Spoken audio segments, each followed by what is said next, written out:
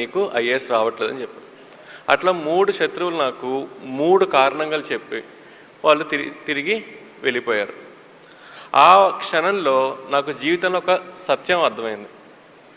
ఏంటి అంటే మన జీవితంలో పాజిటివ్స్ ఏంటో తెలుసుకోవాలి అంటే మనం ఎవరిని అడగాలి? మన ఫ్రెండ్స్ని అడగాలి.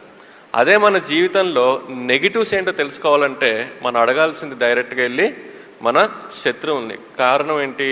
మన శత్రువుల యొక్క పని ఏంటి?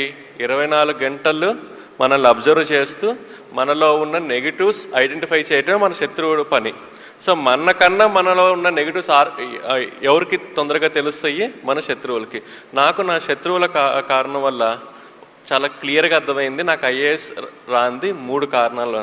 హ్యాండ్ రైటింగ్, నేను సమాధానం ఎలా రాస్తున్నాను అనే విషయం మీద, నేను మాట్లాడే విషయం మీద.